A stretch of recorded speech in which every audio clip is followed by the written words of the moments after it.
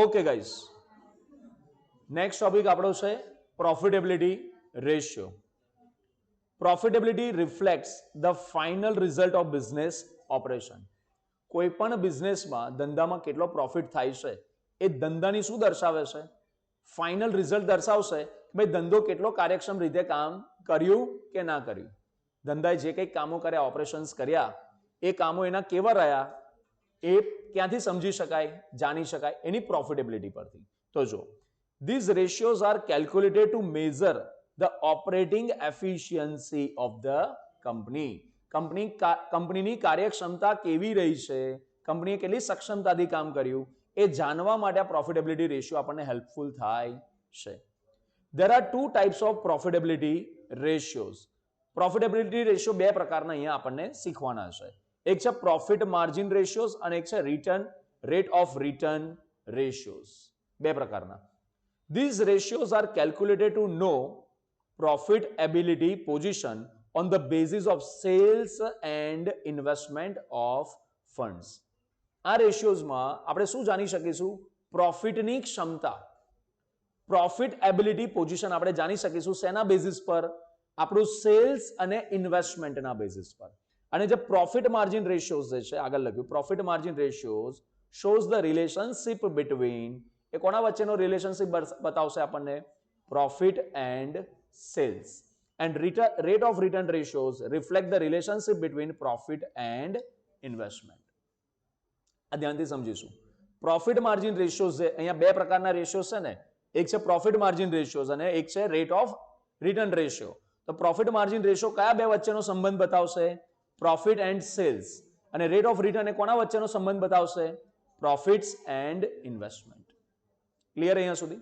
ચલો, આમાં first point આપણને આપ્યો છે ગ્રોસ પ્રોફિટ માર્જિન રેશિયો. બરાબર? તો જુઓ, આમાં લખ્યું છે this ratio shows the margin left after meeting manufacturing cost. આ રેશિયો શું દર્શાવશે? કે આપણે જે મેન્યુફેક્ચરિંગ પાછળના ખર્ચા કર્યા એના પછી આપણી પાસે કેટલું માર્જિન બચ્યું છે. માર્જિન એટલે બેઝિકલી કેટલો પ્રોફિટ આપણી પાસે વધ્યો છે. It measures the efficiency of production as well as pricing. આ શું દર્શાવશે? કે ભાઈ આપણી પ્રોડક્શનની ક્ષમતા કેવી રહી છે, આપણે પ્રાઇઝિંગ કેવી રાખી છે, યોગ્ય રાખી છે, વધારે રાખી છે, કેવી રાખી છે, આ વસ્તુ આપણે જોવી પડશે. To analyze the factors underlying the variation in gross profit margin or proportion of various elements of cost to sales may be studied in detail. અહીંયા આગળ જે એનાલાઇઝ કરવાનું છે, કયા ફેક્ટર્સ એનાલાઇઝ કરવાના છે? Analyse the factors underlying the variation in gross profit. ભાઈ gross પ્રોફિટમાં જે વેરિએશન આવે છે કોના પ્રપોર્શનમાં? Proportion of various elements. કે ભાઈ કોઈ આપણા કોસ્ટના એલિમેન્ટમાં ચેન્જીસ થયા તો એના કારણે આપણા ગ્રોસ પ્રોફિટ માર્જિનમાં શું ચેન્જીસ આવે છે? અચ્છા, આ કોસ્ટના મુદ્દાઓ કયા હોઈ શકે, એલિમેન્ટ્સ કયા હોઈ શકે? લખ્યું જો, material, labour and manufacturing overhead. Simple logic વિચારો. વેજીસ વધારે ચૂકવવાના થયા, મટીરિયલની કોસ્ટ વધી ગઈ, તો શું આપણી પ્રોફિટેબિલિટી ઓછી થાય કે ના થાય? ફોર એક્ઝામ્પલ 100 રૂપિયાની પ્રાઇસ હતી, પ્રાઇસ આપણે એઝ ઇટ ઇઝ રાખી છે, પણ એની સામે આપણે અહીંયા મેન્યુફેક્ચરિંગ કોસ્ટ બધી વધી ગઈ, મટીરિયલ કોસ્ટ વધી ગઈ, ખર્ચા વધી ગયા. ઇન શોર્ટ, તો શું થશે? જે પહેલા પ્રોફિટ મળતો હતો એની સામે હવે પ્રોફિટ ઓછો થઈ જશે. બસ આ જ વસ્તુ સમજાવવાની છે અહીંયા. આગળ જુઓ, આની ફોર્મ્યુલા શું બનશે? ફોર્મ્યુલા છે gross profit ratio is equal to gross profit divide by sales into 100. Clear? અહીંયા શું દર્શાવે, આનું મહત્વ શું છે? આ રેશિયો શું મહત્વ ધરાવે છે? It reflect the efficiency with which a firm produces its product. કે કોઈ ફર્મ પોતાની પ્રોડક્ટ્સને કેટલી સક્ષમતાથી, એફિશિયન્સીથી પ્રોડ્યુસ કરી રહી છે.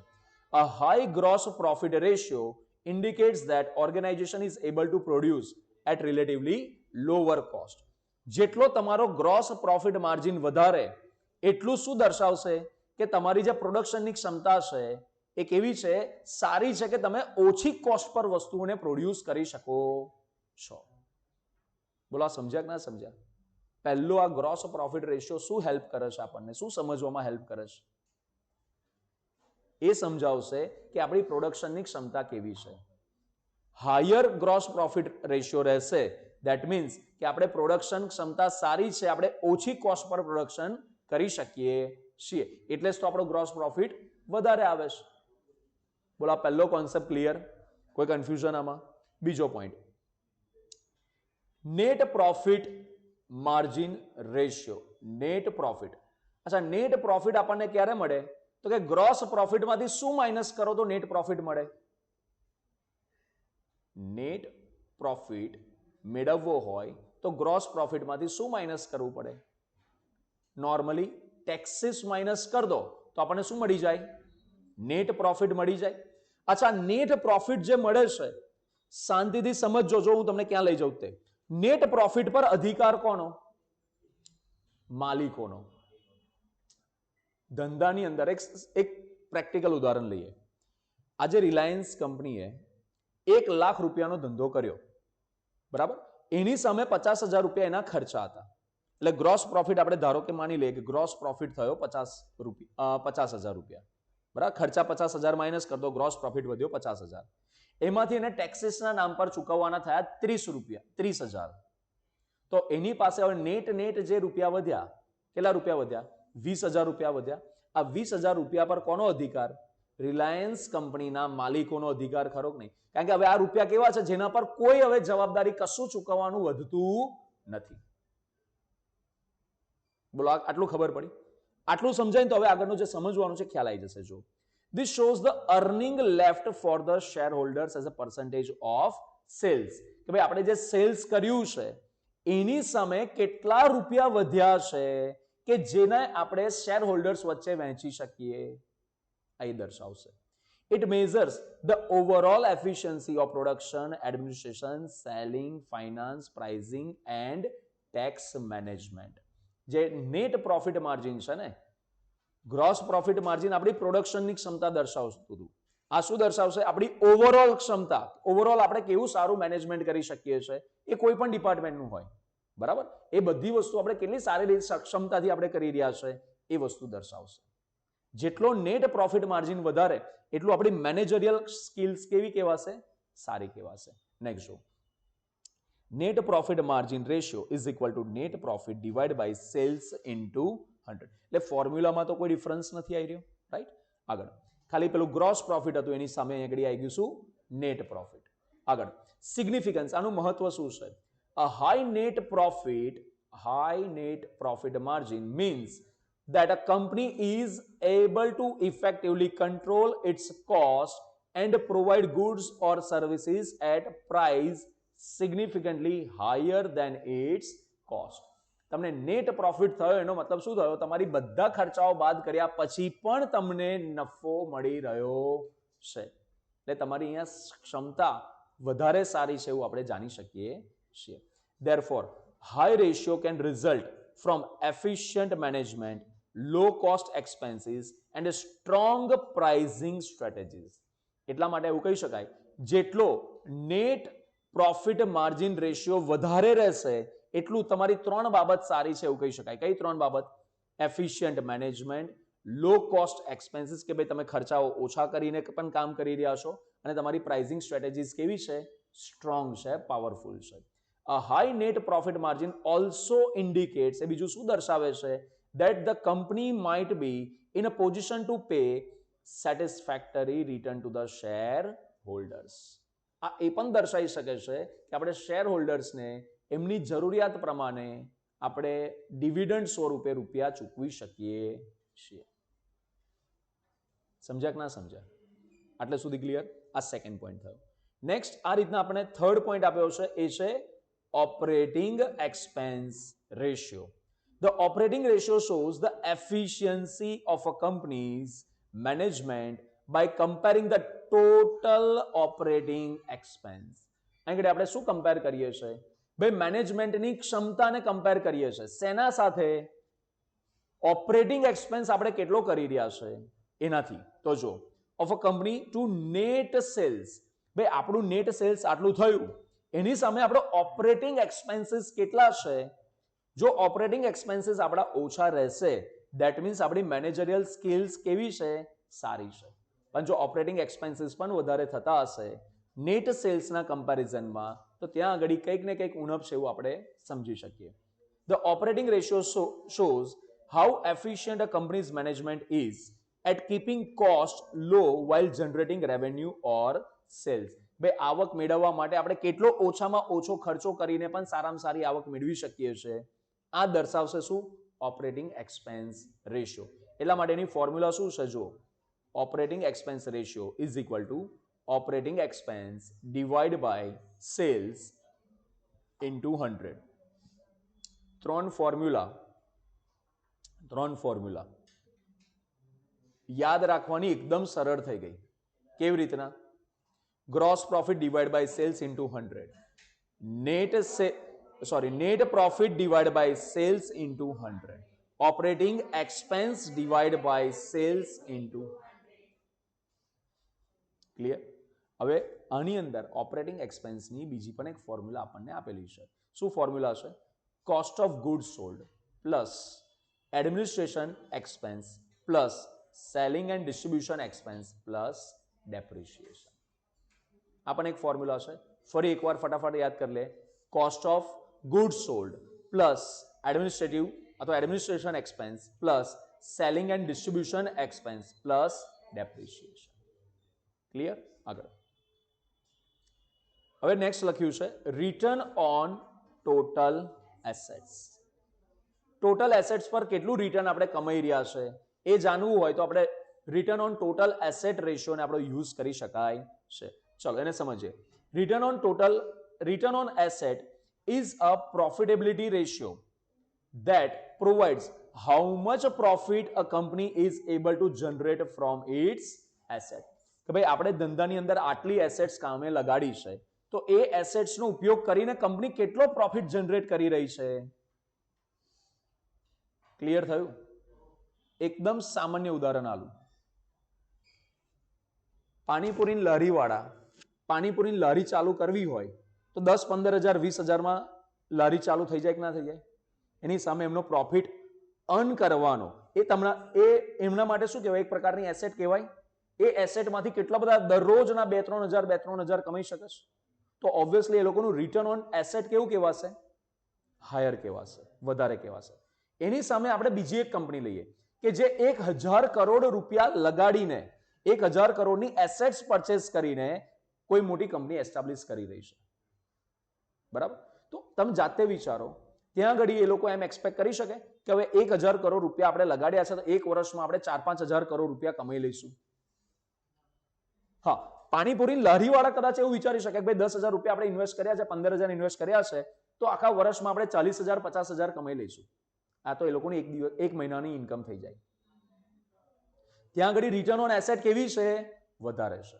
પણ કોઈ 1000 કરોડ રૂપિયા ઇન્વેસ્ટ કરીને એ આટલું બધું રિટર્ન એક્સપેક્ટ કરી શકશે નહીં. તો થોડુંક આશા રાખું છું કે થોડીક આ તમને સમજણ પડી હશે કે ભાઈ રિટર્ન ઓન એસેટ એટલે શું.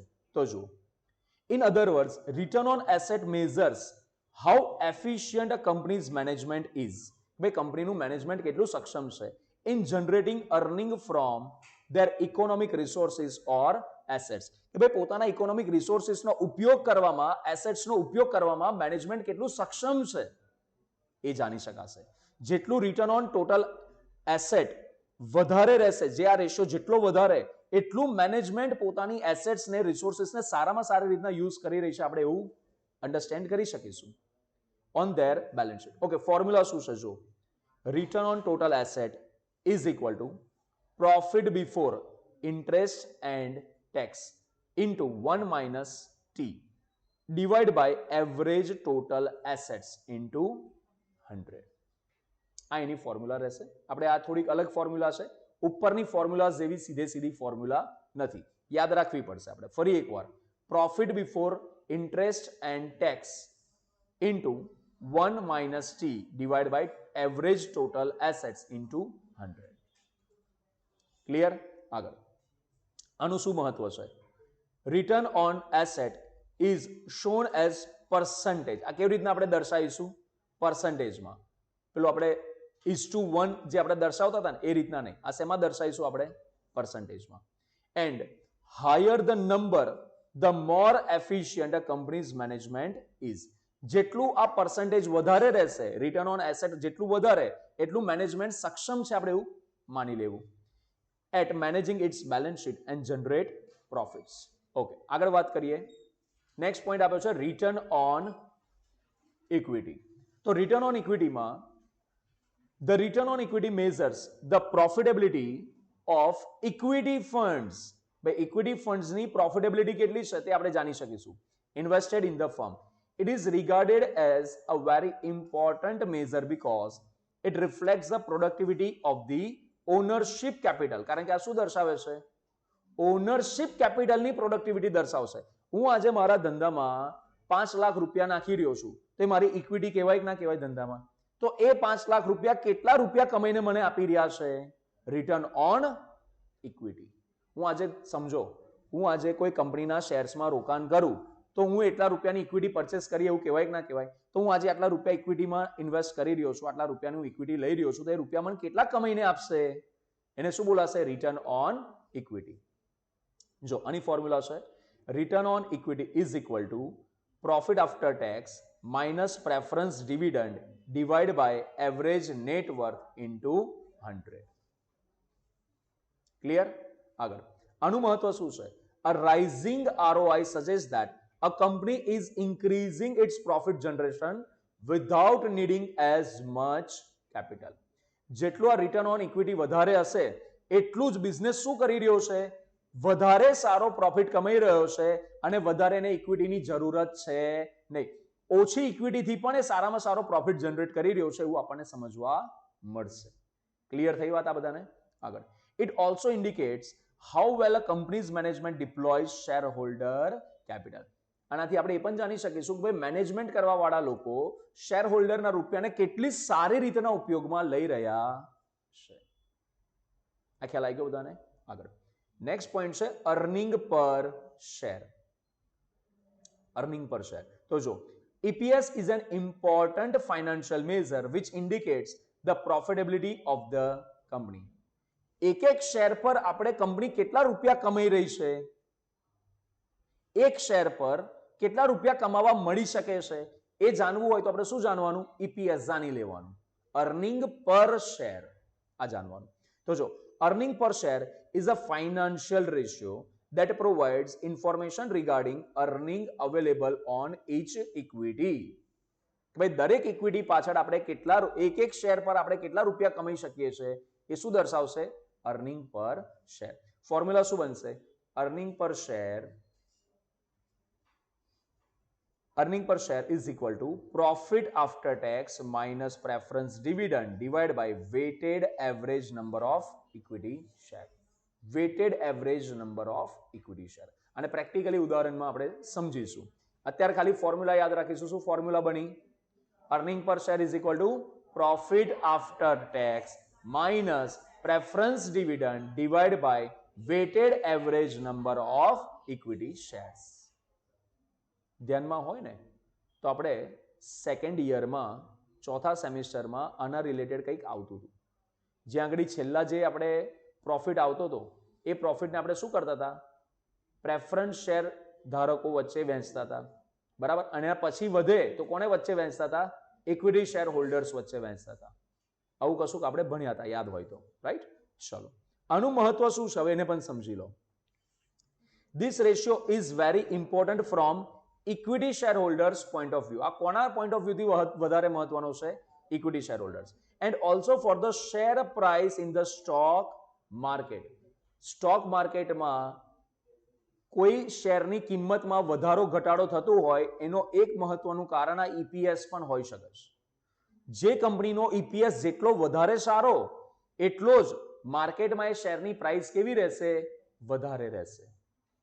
રાઈટ? આગળ જો This also helps comparison with others to ascertain its reasonableness and capacity to pay dividend.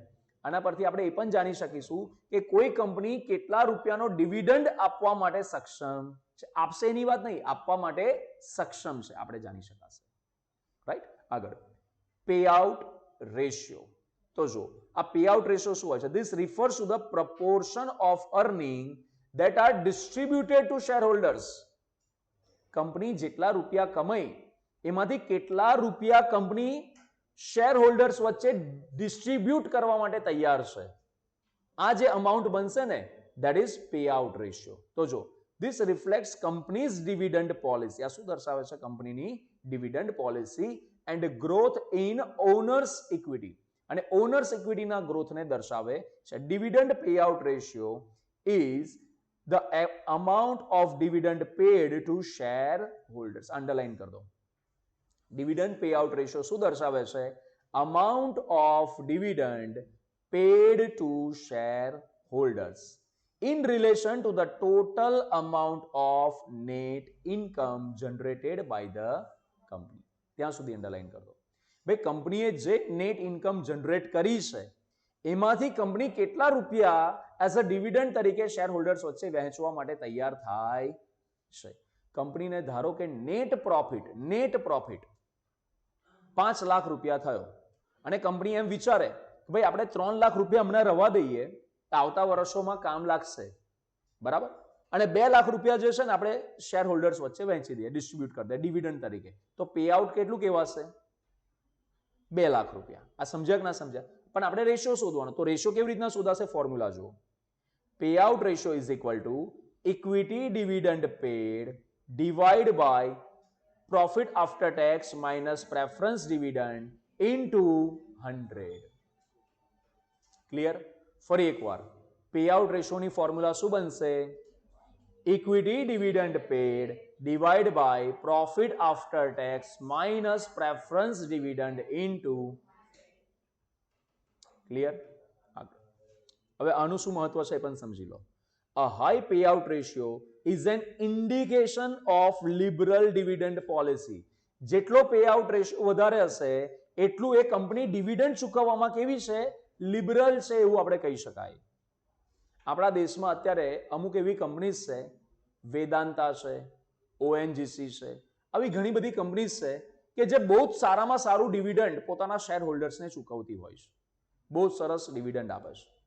એમાં વેદાંતા અત્યારે ટોપ કંપનીઝમાં આવે છે કે જે પોતાના શેર હોલ્ડર્સને સારામાં સારું ડિવિડન્ડ આપી રહી છે. The payout ratio is a way to measure the sustainability of a company's dividend payment stream. ભાઈ કંપની ક્યાં સુધી, કેટલા સમય સુધી કેટલું ડિવિડન્ડ આપવા માટે સક્ષમ છે આપણે જાણી શકાય છે. A lower payout ratio indicates that a company is retaining more of its earning to fuel its growth. કોઈ કંપની એમ કે ભાઈ પ્રોફિટ થયો છે પણ આપણે પે આઉટ બહુ નહીં કરવું. કેમ નહીં કરવું?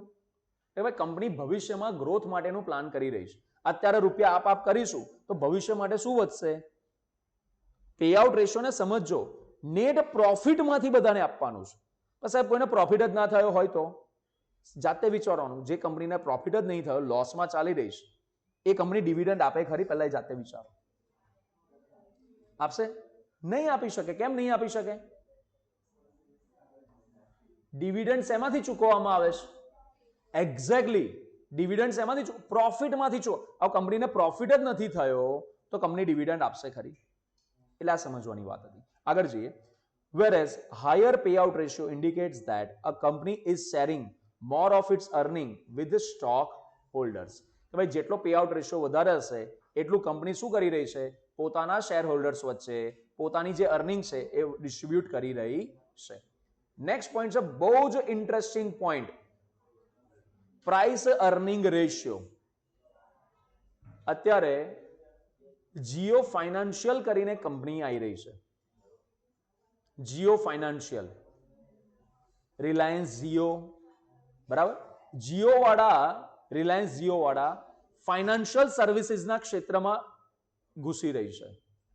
તમને જાણીને આશ્ચર્ય થશે, કોઈ પણ કંપનીનો પીઈ રેશિયો, પીઈ રેશિયો શું હોય છે એ આપણે સમજીએ છીએ.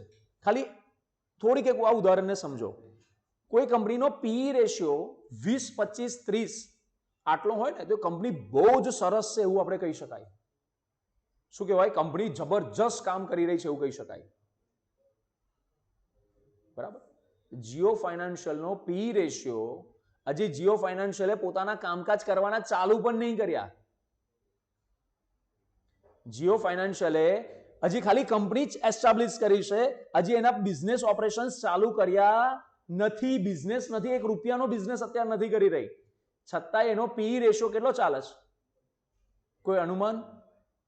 7000. કેટલો પીઈ રેશિયો ચાલે છે? 7000. કોઈ કંપનીનો 20-25 હોય ને તો એ કંપની જબરજસ્ત કંપની કહેવાય, અને એનો પીઈ રેશિયો કેટલો ચાલે છે? 7000.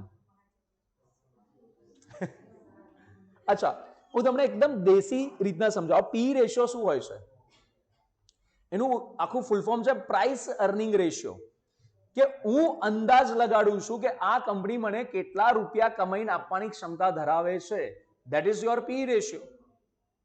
કે કોઈ કંપનીમાં હું આજે ઇન્વેસ્ટમેન્ટ કરીશ તો એ કંપની મને રૂપિયા રિટર્ન આપવાની કેટલી ક્ષમતા ધરાવે છે. જેટલો પીઈ રેશિયો વધારે એટલો એ કમાઈને આપવાની ક્ષમતા કેવી રહેશે?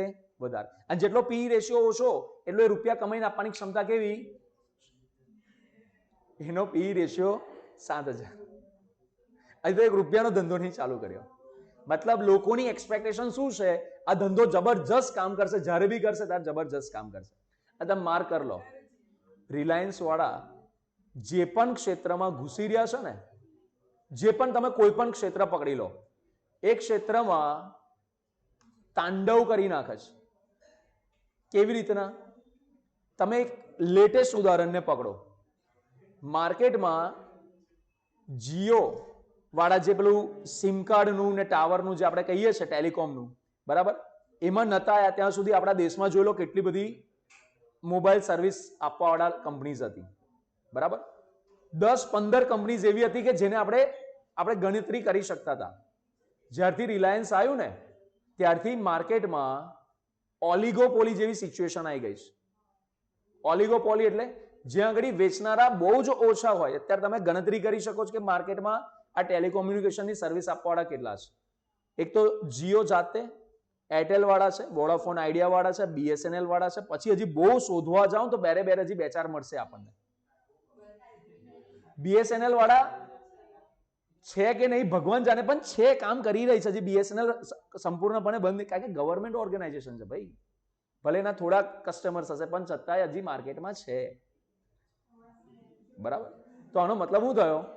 હવે ભવિષ્યમાં લોકો એવું અનુમાન લગાડે છે કે જો આ ટેલિકોમ જેવી ઇન્ડસ્ટ્રીને રિલાયન્સ વાળા ભૂક્કા કાઢી શકતા હોય તો આવનારા સમયમાં એ ફાઇનાન્શિયલ ક્ષેત્રની કંપનીઝમાં પણ એ ભૂક્કા બોલાઈ શકે છે. સમજ્યા ના સમજ્યા? જો હવે પ્રાઇસ અર્નિંગ રેશિયોને સમજીએ. It reflects investors expectation. કરો અંડરલાઈન. આ શું દર્શાવે છે? Investors expectation about the growth in the firm's earning. કે ભાઈ ફર્મના અર્નિંગમાં કેટલો ગ્રોથ થઈ શકે છે. And reasonableness of the market price of its shares. અને માર્કેટમાં એ શેરની કિંમત કેટલી રહી શકે છે. P ratio vary from industry to industry and company to company. દરેક industry to industry P ratio અલગ રહેશે. કંપની ટુ કંપની પણ પી રેશિયો કેવો રહેશે? અલગ રહેશે. In the same industry depending upon investors perception of their future. Even same industry હશે ને તો પણ અલગ અલગ કંપનીઝના પી રેશિયો અલગ અલગ હોઈ શકે છે. કારણ કે અલગ અલગ કંપનીઝના ફ્યુચરના એક્સપેક્ટેશન પણ ઇન્વેસ્ટર્સના કેવા હોય? અલગ અલગ હોઈ શકે. એક ઉદાહરણથી સમજાવું. એ કંપનીની અંદર મને એવું આશા છે કે આવનારા સમયમાં વધારે રૂપિયા કમાશે, વધારે ગ્રોથ કરશે. બી નામની કંપનીમાં મારી એવી એક્સપેક્ટેશન ઓછી છે. તમે જાતે વિચારો કોનો પી વધારે હશે? એ નો. કોના કરતા? બી કરતા.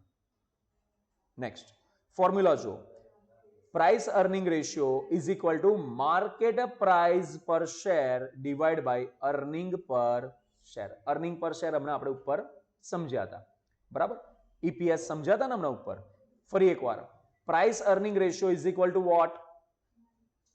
Market price per share. ભાઈ માર્કેટમાં શેરની પ્રાઇસ કેટલી છે divide by earning per share. આ રીતના આપણને પી રેશિયો મળશે, બરાબર. આગળ જો મહત્વ શું છે આનું? The price earning ratio is the ratio of companies share price to the companies earning per share. The ratio is used for valuing companies and to find out whether they are overvalued or undervalued. આનાથી આપણે એ જાણી શકાશે કે કોઈ company ઓવરવેલ્યુડ છે કે અંડરવેલ્યુડ છે. ઓવરવેલ્યુડ એટલે ધ્યાનથી સમજજો, બધાનું ધ્યાન આમ બાજુ. ઇન્વેસ્ટર્સની એવી એક્સપેક્ટેશન હોય ભાઈ આ શેરની કિંમત 1000 રૂપિયા હોવી જોઈએ અને એ શેરની કિંમત અત્યારે માર્કેટમાં 600 રૂપિયા ચાલતી હોય, 600 રૂપિયા ચાલતી હોય, તો આ શેર કેવો કહેવાય? અંડરવેલ્યુડ કહેવાય કે ના કહેવાય? અચ્છા, કોઈ શેરની કિંમત ઇન્વેસ્ટરની એક્સપેક્ટેશન એમ હોય કે આ શેરની કિંમત તો 50 રૂપિયાથી વધારે ના હોવી જોઈએ, બરાબર? આ શેરની કિંમત 50 રૂપિયા જ હોવી જોઈએ, પણ માર્કેટમાં એ શેર 200 રૂપિયા પર વેચાતો હોય તો આ શેર કેવો કહેવાય?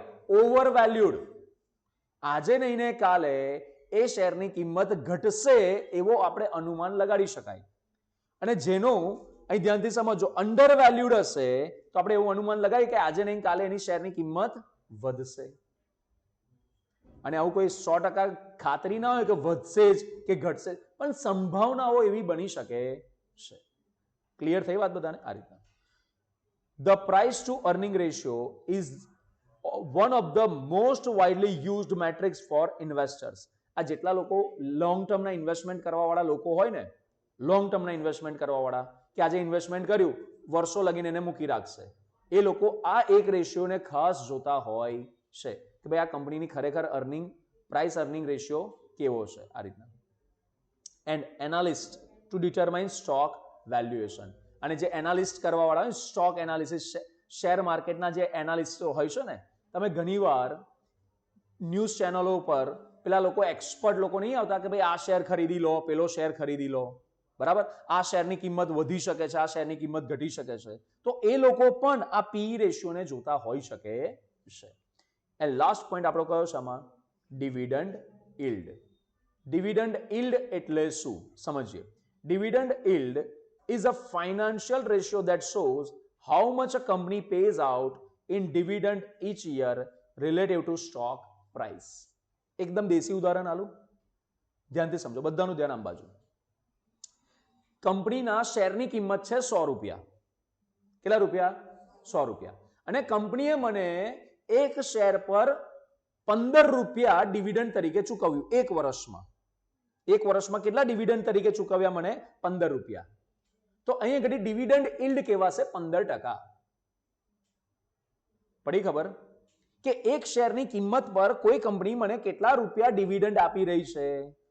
100 રૂપિયાના શેર પર કંપની 1 રૂપિયો ડિવિડન્ડ આપતી હોય તો મારો ડિવિડન્ડ યીલ્ડ કેટલો કહેવાશે? 1%. એકદમ દેશી ઉદાહરણ. ખ્યાલ આવ્યો કે ના આવ્યો બધાને? ચલો એની ફોર્મ્યુલાને સમજીએ. Dividend yield is equal to dividend per share divide by market price per share into 100. હમણાં જે ઉદાહરણ આપ્યું અહીંયા તમે ગણતરી કરવી હોય તો કરી શકો છો. ધારો કે ડિવિડન્ડ પર શેર કેટલું મળ્યું? 15 રૂપિયા. 15 ભાગ્યા માર્કેટ પ્રાઇસ કેટલી ચાલતી હતી? 100 ગુણ્યા 100 કરો તો કેટલા મળશે? થઈ ગયું 15%. અરે હા કે ના? આ રીતના. ચલો આનું મહત્વ શું છે?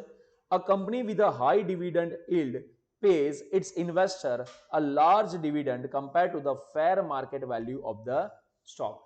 જે કંપની જેટલો વધારે ડિવિડન્ડ આપશે એનો મતલબ શું થયો કે કંપની પોતાના ફેર માર્કેટ વેલ્યુ કરતા વધારે ડિવિડન્ડ ચૂકવી રહી છે. હવે આટલાથી જો સમજણ પડી હોય તો તમે હવે જ્યારે આપણે દાખલા ગણીશું ત્યારે મગજમાં એવો ક્વેશ્ચન નહીં આવે કે આ ફોર્મ્યુલાનો ઉપયોગ શેના માટે થાય છે. હવે તમે બહુ ઇઝીલી સમજી શકશો કે આપણે જે ફોર્મ્યુલાનો ઉપયોગ કરીએ છીએ એનાથી જે લગતા વળગતા લોકો છે એ ફોર્મ્યુલાનો ઉપયોગ કરીને શું શોધવા માંગતા હોય છે, શું સમજવા માંગતા હોય છે એ આપણે સમજી શકાય. ક્લિયર આટલી વાત બધાને? પરફેક્ટ.